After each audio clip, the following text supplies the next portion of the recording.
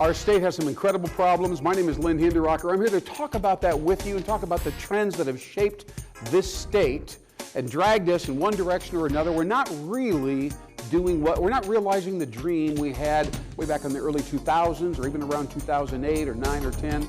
My name is Lynn Hinderaker. Welcome to WowBiz Nebraska. We're going to get it on right now. We are a caterpillar and we are trying to become a butterfly. I'm Lynn Hinderaker, and thank you for joining me right here on WowBiz Nebraska. This is our 102nd show, I do believe, something along those lines. And I'm thrilled to have you because I have a lot of information for you that is relevant and something you can apply in the short term. And I'm going to tell you, I'm going to go back to my little metaphor right now about a caterpillar and a butterfly. You know, there's a lot of companies, 45,000 companies in the state of Nebraska, and most of them are trying to improve incrementally. This is the way we do things in this state, and it's very common, it's understandable. But as you know, there is no such thing as a, quote, better caterpillar, is there? You can't improve. You can't improve upon a caterpillar. You've either got to become a butterfly or go away, not survive, right? A butterfly. You know, there's a gentleman out there, Seth Godin, who has a wonderful book about this general same idea, this metaphor. He says most companies manufacture or distribute meatballs. That's what he refers to meatballs as kind of a commodity item. It's good, you know, it's easily produced, pretty easily sold, but meatballs are meatballs, kind of commodities, right? Kind of mundane. So his recommendation is we have to move away from meatballs and move towards ice cream, maybe a hot fudge sundae, right?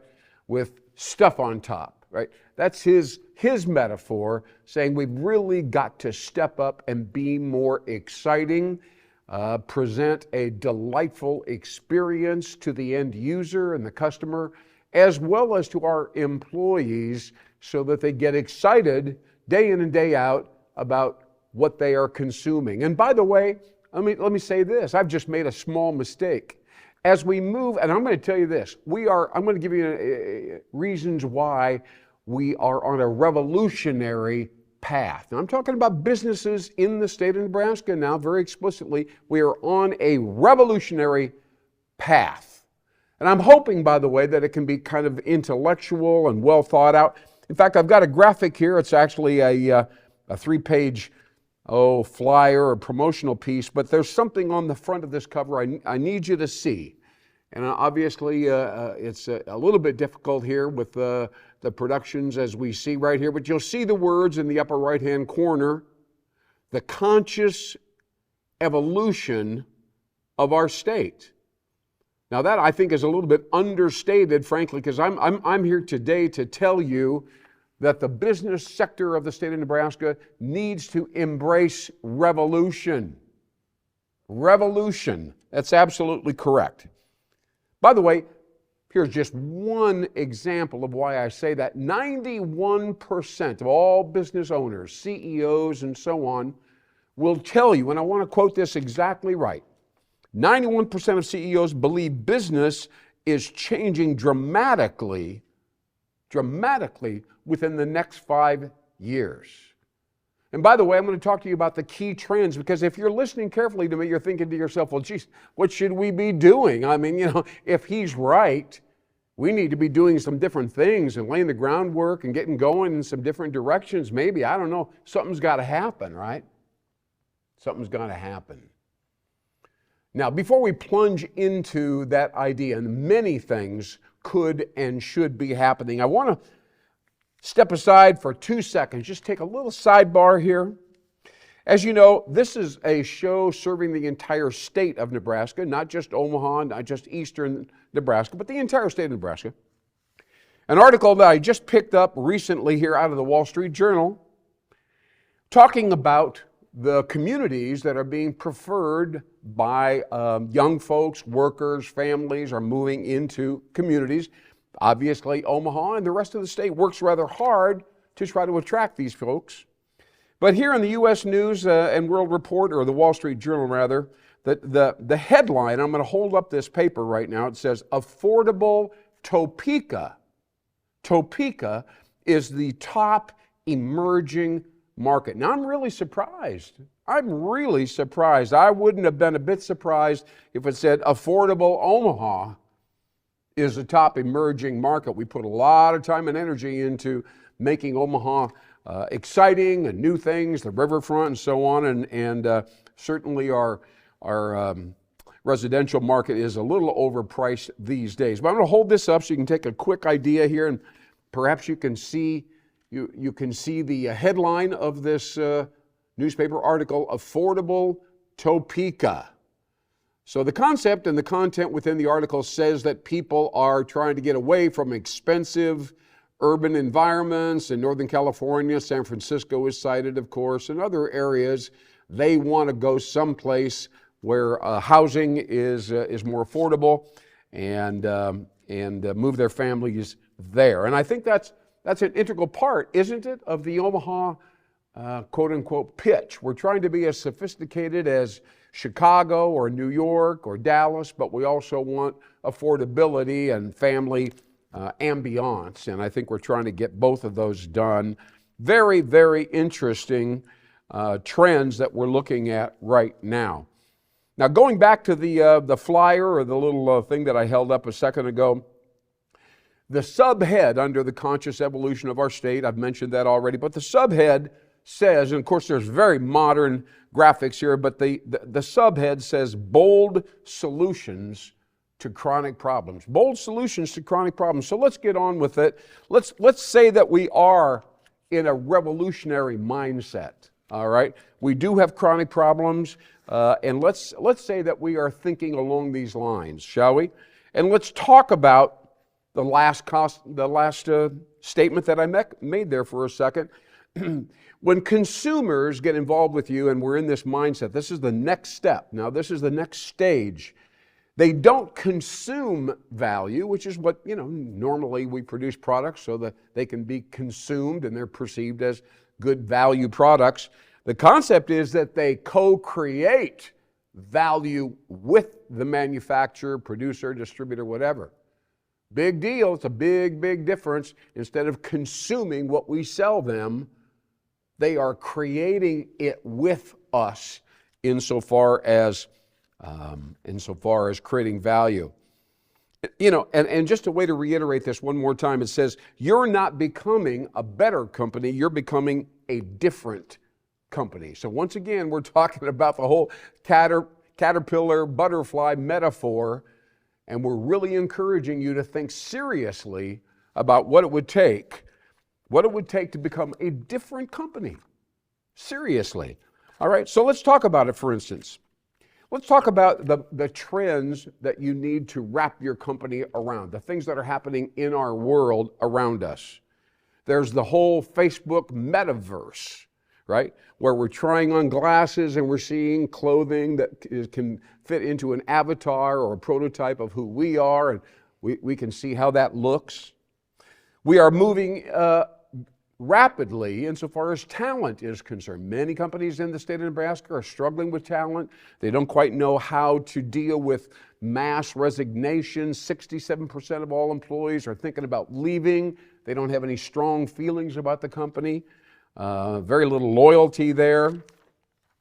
So there's a lot of interesting trends that we want to be sensitive to and resolve in maybe some new ways, some unusual ways.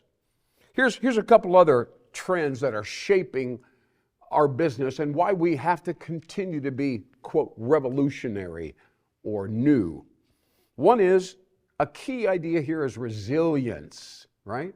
Resilience. Just think about it for a second. There's a lot of things going on around us, a lot of things that we're gaining, a lot of things that we are losing. You've got to be able to be resilient, both from a personal, psychological point of view and also organizational resilience. Another piece is diversity and inclusivity. Now, a lot of people talk about this, but not a lot of companies have actually embraced diversity. By the way, back in the summer of 1970, I was the second person in America to pull inner city youth, black youth, together with white rural youth. I did that in the summer of 1970, and over the course of 40 years, 38 million urban youth were positively impacted as a result of that project in all 50 states. So diversity had its beginning. You can say this to your friends and neighbors. Diversity began in the summer of 1970, all right? A third one is, of course, remote work and hybrid work. This will continue to proliferate as we're on this talent hunt, right? We're looking for talented people all over the country now. Obviously, remote work is going to continue as it is. Data. You know, data has for some time been an interesting thing, and take a look at it and a lot of numbers and what does it all mean.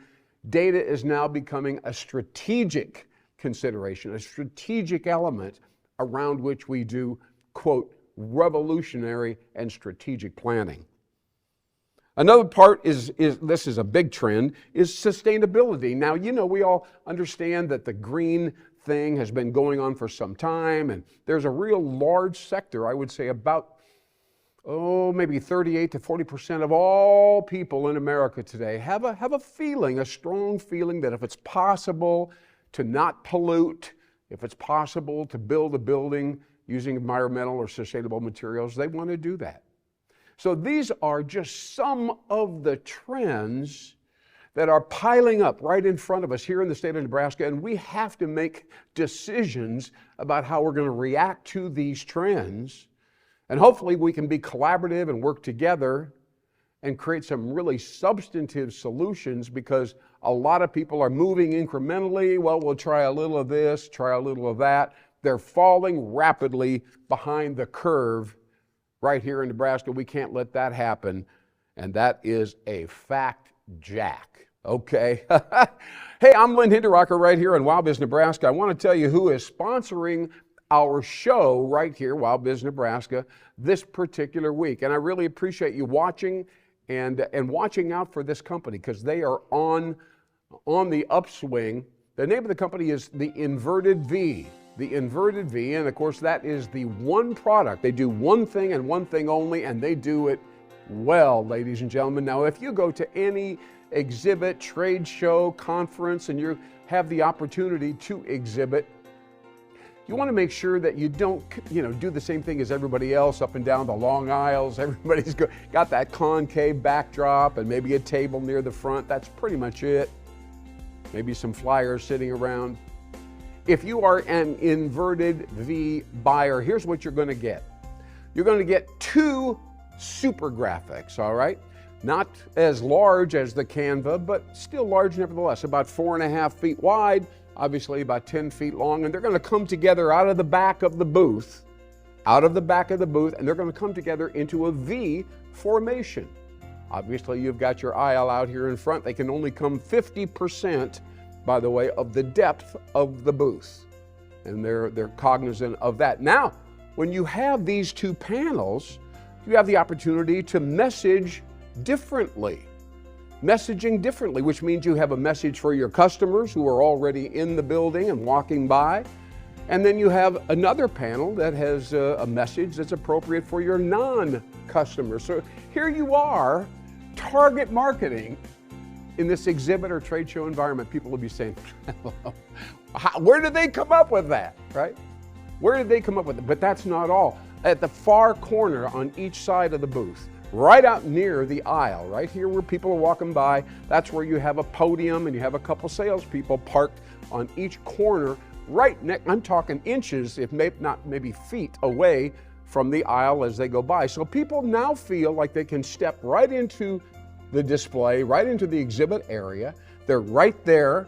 They don't have to stay out here in the aisle. That's a 30 or 40% increase in effectiveness, and just counting the one-on-one interaction. So look for the Inverted V. It was nominated by Nomadic as the single best, most innovative exhibit in the world for small-scale exhibitors. The most innovative in the world. Check out the Inverted V. Believe it or not, that's true.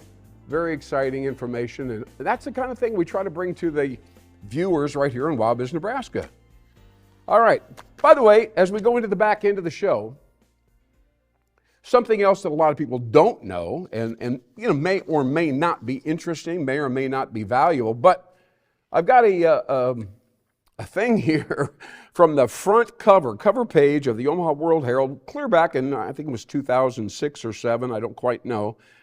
But some people do know that I was involved deeply in the evolution and the spearheading of the very first value menu, the very first value menu in the history of fast food for Taco Bell and their advertising agency. That would have been in the late 80s and early 90s. And here the World Herald covered that. They covered that on the front page. And of course, I'm standing there holding a menu piece, the thing that we lay down before we lay down the food right on the tray. So there you have it, the entire story. This is the genuine deal, insight into a $1 billion. A lot of people don't really know that this is where the value menu came from, starting in Los Angeles, Dallas, San Francisco, covered the entire Taco Bell system, and $1 billion it generated for PepsiCo way back then in the early 90s. Very exciting news. And today, of course, we're trying to figure out how we add value to what we're doing, right? What we're trying to sell today. And is there some value revolution? What if we put an S? I'm going to go way out. What if we put an S on the end of the word value? Huh? Wouldn't that be interesting? Huh? Maybe it should be a values revolution today in 2023, 2024. Because social responsibility is a key issue, diversity is a key issue, empathy, management having empathy for the employees. In fact, there's a word that kind of goes along with the word values that I'm very excited to share with you. It really reveals how culture, employee culture, in large companies in particular, and that word is humaneering. Humaneering. And we debuted that word several years ago to the HR industry. This was at a conference here in the Omaha area. A lot of the folks liked it, but a lot of them were quizzical and curious. They didn't really know where we were going with this. They're used to kind of shuffling paper, if you know what I'm saying. And certainly paperwork is an important part of the process, but they had no idea that profession that we were going down this particular road. We need to be more human, more sensitive to the human aspect of our companies. Now, we're going to move on here quickly. You know, one of the most interesting things about what we do, and they tend to drift away. You know, people get caught up and there's so much pressure and speed and get it out there and just make sure that whatever you're doing, you know, works and it's got a good return on investment, et cetera, et cetera. But the main issue seems to get glossed over frequently these days, and that is the concept of branding and what the company is and what the company should be doing right now and what we stand for, see, and what our vision is, and the kind of people that we want to do business with. These are all things that are incredibly important, but they're kind of getting lost and pushed aside as people are kind of struggling to hit their numbers and they don't really think much about these considerations. And this is a really huge issue because right now, again, with the revolution that I alluded to, there's consolidation going on, all right? There are a lot of companies that are coming together, partnerships. So if you combine yourself with another company, which is in many ways a good thing to do, something you need to be considering, but at that point, somebody's going to lean across the table and say, okay, now, who are we trying to, what are we doing? Who are we becoming? What do we stand for now that we've kind of mushed ourselves together? Now, this is an interesting thing. The story that when you create advertising and marketing and salespeople and so on, they all have to have a story, whether it's short or rather long, and could be unusual, could be kind of interesting. It should be interesting. But a lot of times the people on the client side say, well, I want to give you my story. I think this is how we, referring to the company, this is what we should be. This is what we should stand for. And something that's so important is that What matters is the customer's story, not our story, the customer's story and what they're thinking, what's going through their head. This is who I am. These are the struggles that I have. This is my journey to become the person that I'm capable of being. I want a new job. I want these barriers that are standing in my way to go away. Somehow there's conflict oftentimes, but definitely problems specifically. And we need to know these things. Now, companies say, well, how would I know, really, specifically? And so this circles back to research. Research, yeah, duh, right? I've conducted over 30 individual interviews with people behind closed doors, and they're sitting behind their desk, and we talk about this very thing. What motivates you? What do you think about these people? How does it feel to you? What would you really, really relish if a company came along out of nowhere and said, we can do this and this and this? Would that be good for you specifically? These are the kinds of things that go on, and research is so critical. And then you get back and you sit at the table and people go, I never knew that. I never knew that at all. I'd never heard that before. We need to change that. We need to move on. We need to figure something out here so we can develop a strategic plan. A strategic plan. I haven't seen a strategic plan for a little while. Most companies, we'll wrap up with this. They conduct meetings, right? And what are we doing? What does everybody think? Blah, blah, blah. Well, somebody important in the hierarchy of the company stands up in the middle of the meeting and holds forth, so to speak, says, well, I think about this and da-da-da-da-da, and they kind of dominate the meeting, don't they? And so people just kind of say, hey, he's a VP, I'm going to kick back and not interrupt him and so on. So he dominates or she dominates the meeting. We go away and we kind of put together all the notes and we begin to develop a strategic plan, and it's got details and money and budget and people and the target audience and all that stuff kind of coming out of the mouth and the mentality of this important person, right? 6 months later, the plan, it's probably bound, it could be a PDF, the plan is sitting up on a shelf or it's sitting in somebody's computer and hasn't been looked at since it was put together 6 months earlier. And so people say, well, what happened here? Why aren't we doing all this stuff that's so cool right here? This is really neat, you know? Well, the bottom line is that nobody that's responsible for implementation feels very, good about being involved and bringing to fruition this particular plan, because they didn't have any really strong input into the program and the company's future. So here we have, wrapping up now, here we have a time in our society. Think about generative AI right now. Just think about it for a second, and the trends that surround it, and all the people that are trying to adapt and figure out what to do. Think of 45,000 companies, right? And all their employees are walking around going, hey boss, what are we doing with AI? What's the plan there? Do we use it? Do we not use it? How do we use it? The boss is like, well, I'll have to think about that. Thanks for bringing it up, but I'm not quite sure right now. And so the world keeps drifting away from many of Nebraska's most interesting and high potential businesses. It really does. Because I got to tell you, and I'm going to wrap up here, artificial intelligence, in 10 to 20 years, AI will be as smart as you and I, right? As human beings. And what does that mean, right? What are the implications of that? By 2050, 2050, whatever level of intelligence AI has now, whatever insight AI brings to the party, now we're talking about a revolution. By 2050, that level of intelligence will be magnified 1,000,000 times. That's by 2050. It will be 1,000,000 times more impactful, 1,000,000 times more insightful.